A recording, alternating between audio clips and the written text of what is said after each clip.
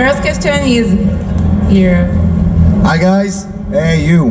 Hello. I know you. So first of all, how was the tour with the awesome tour in the US with Testament and Sepultura? Fantastic. Amazing. A lot of fans that had no idea that Prong has been back for like almost 10 years, had no idea, and they're like, oh, but it was good because it brought a lot of old fans back out and realized that Prong's been playing. So it's good. Very amazing. Good for us, yes. Yeah, I've been saying that for a while, that there's a whole populace in America that are not connected to the internet and don't pay attention to media. And when a band like Testament plays, they'll come out of the woodwork and check it out. And when Prong was on it, it helped us out. It was cool. It was really, really great. Very cool. Hi guys, Metal Den for Rock Meeting. What's your feeling about the Manchester attempt? I think it's stupid. Obviously, it's unfortunate. I don't think we should.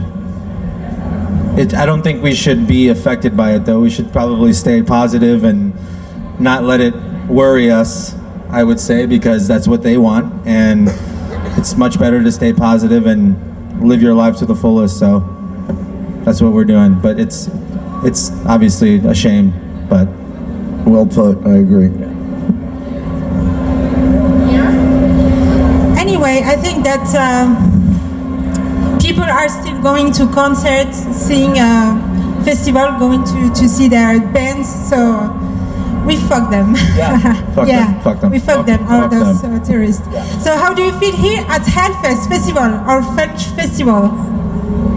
Yeah, well, it's definitely one of the best festivals that we've played, and it's unbelievably well organized, and the people are very nice. And I always love France.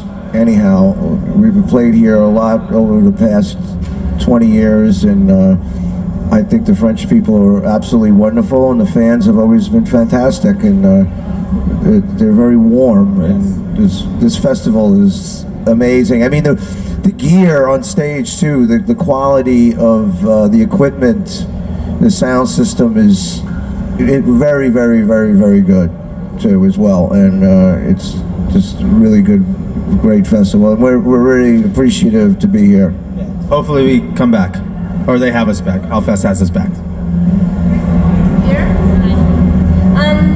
Your band has helped discover the sound of urban metal. How does it make you feel to be quoted as an influence on such bands as Nine Inch Nails and Korn? I'm gonna let him answer that, but as a fan of those bands growing up, and a fan of Prong growing up, I don't think Prong has gotten what they should have gotten years ago. But I think that's amazing personally, and I agree with that. And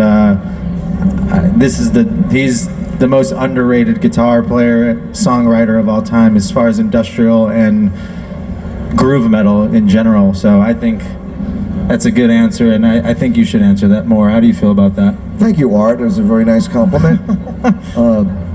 Thanks.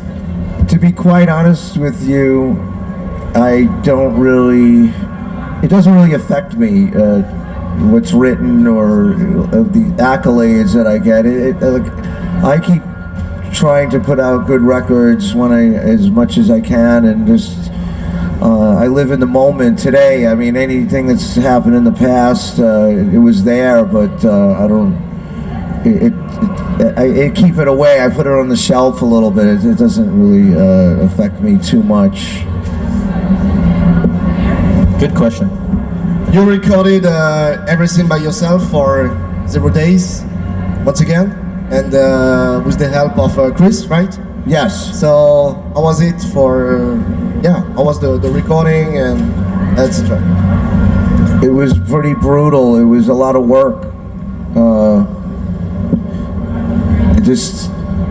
I would go to sleep at 3 o'clock in the morning and wake up around 10 and start working again. So doing the lyrics and vocal melodies. I had a little room in in the back of this house I rent a room in, and I just sort of lived in there, and then had to go in and we jammed out stuff and kept working on it. It was just, you know, it was between tours too, and I had to get some ideas on the road, and then I have outside writers too. And you know, Mike, who's sitting over there to my right, he contributed, everybody contributed. A friend of mine, Fred Ziamak, who used to be in Darkest Hour, contributed some. I was just going around, I was like, you know, and just finding the songs and finding the riffs, and it just became an obsessive, crazy couple of months, you know. So, but again, it was like between tours. I had come right after the tour. I mean, literally after that last European tour, the next day I went right in and just got on my computer and just started writing stuff, and then we went out on tour again. Then I came back, and it's been non-stop. So it was, you know, it's a good experience. On the other hand, it's pretty brutal in a way. Excuse me. How do you feel today after all those years, and especially after all those years? How do you feel today as a band? I've been in the band for 5 years, so I feel great. He's been in the band for like 30, because he kind of started it before I was born. But he looks great, doesn't he? I think he looks great for 30 plus years of doing Prong, but I feel fucking great. How do you? Well, we took a hiatus for a while. I mean, I wasn't consistently doing Prong because I had 6 ridiculously destructive years playing with Al Jorgensen, and then I've been in and out of Danzig for 20 years. Yeah, he fires me every once in a while. So then I just keep going back and forth, and then I don't know. After playing with Ministry, and then contributing to playing with Jorgensen, and just waiting for royalty checks that I never got. I was just and just never getting paid. I just said, you know what, I'm just going to start doing Prong again, you know, like full time, and that's why we've put out 5 records in the last 5 years.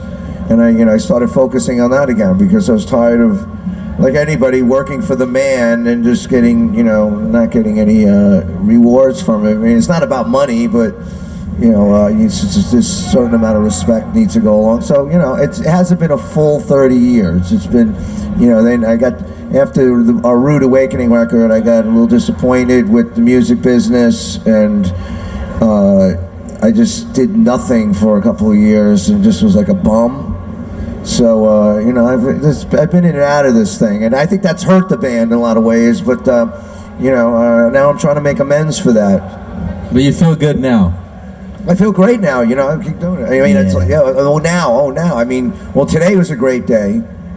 But like anybody's life, you know, some days are, you know, not as great as the next ones, but today is fantastic. Hi. Tommy, if you could go back in time when you were a sound engineer for CBGB, what advice would you give yourself? Well, I was a sound guy for CBGB, and what advice would I give myself? If I was the sound guy, or what? What does it say? Repeat it again. If you went back in time. If I went back in time and what? Which advice would you give yourself? What advice would you give yourself? I think I did the right thing. I wouldn't. I think that was like a boot camp. Like if you go to the military, the music business is sort of like being in the army or something. Anyhow, it's like, you know, you have to develop disciplines, and then whatever you craft you're doing, whether it's guitar playing, singing. I mean,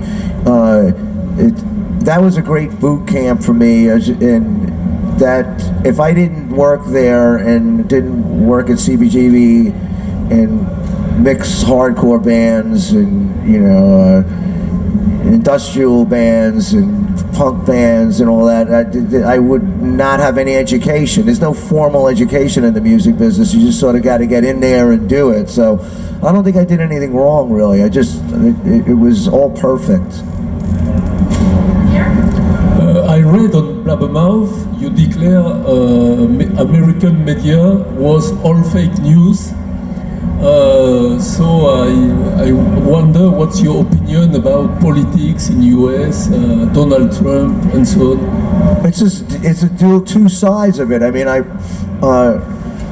when writing this record too and writing the lyrics, I just started going on the news a lot. Like, and I was just looking at everything, and it's almost comical where you read one thing about a certain subject and then it's just the total opposite on another side. So I just don't know who to believe half the time. So that's really what that meant. It's like, I'm sure there's some truth. I'm sure there's journalists that tell the truth. I just don't know who the hell they are. You know, it's like I'm confused. You began as a hardcore band, and you were one of the first ones to make the crossover with metal. How do you see back the early Prong when you made hardcore? Well, we just did what we wanted. I mean, we sort of listened to records and we're going, oh, we like this. So, I mean, I was a big fan of Killing Joke and Sisters of Mercy and a lot of post-punk shit back then. And then Ted, the original drummer, he was like, well, check out, Creator. And I was like, wow, I'd never heard this before. And then, I was into like a lot of the hardcore stuff and we just threw it together and just had fun with it. And then we got sick of it real fast, and we threw some other elements in there, like the Bad Brains was another band that we really liked a lot, and we just put it into this melting pot. And that's still what goes on with making the records. Like, Art's turned me on to a bunch of stuff that I probably wouldn't have heard before, and I took some of it and threw a little bit of that into, into the new record. So, I'm constantly doing that. I mean, I'm just being honest. A lot of musicians will tell you, no, it all comes from me, but I think it's all out there in the universe for the taking, really. You have had a lot of drummers in the band, but it seems that this guy is pretty good and pretty fast. And he's very, very energetic. It's maybe like the new drummer of Sepultura. Your style is very, very energetic, like this. And does he influence you? Oh, absolutely. I mean, if it's just coming up with. He can play anything, so that opens up a whole other aspect with Prong. It's like, if you're limited by a guy in the band, then the music could only go so far. So we don't worry about it. I mean, Art can handle anything. He's great. So we had that problem in the past. With Ted, the original drummer. I mean, years ago I was trying to get him back, and Ted's still a good friend of mine, and he was like, you know what? I can't do this shit anymore. Like, I mean, the way you're going and the way you're moving ahead, I just can't keep up with it. So, he's honest enough about that. And so, I mean, it's a big deal. Totally. Thank you. Sorry. Have you listened to something new, guys? Yes. Yes. Which band are? The latest Nails record is really heavy and good. You like it? Yeah, it's fucking great. I was just talking. I mean, that's really good. And I think I like shit like that. I like stuff like that a lot. Did you listen to Zinnen Ardor? No. Recently? No. Okay. You can give it to me really though. Good. Do you have it? No? Do you have it? No, I'm not having. I'm listening to it, and It's good? it was really cool. Oh yeah. Yeah, good. Or the latest Despised Icon record. That's good too. Oh, I turned him. Yeah, Beast. Yeah. Those guys are shredders, man. But the guitar playing is magnificent on it. Mike's in a lot of like the genty shit. Yeah, Periphery. Animals as Leaders. Great band. Mastodon. Mastodon, of course. He's a stoner though, so he likes that shit. He likes to count. It's great to hear that. But yeah. Thank you. Yeah, of course. We haven't heard this guy. Yeah, I know. That's Mike Longworth. He looks like a lumberjack. Lumberjack Mike.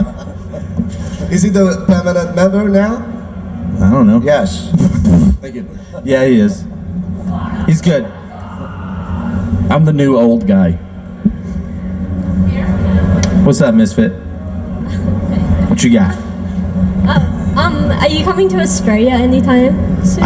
We went there in November of 2 years ago, and it was really good, but it was kind of sketchy with the guy that brought us over there. Yeah. Unfortunately.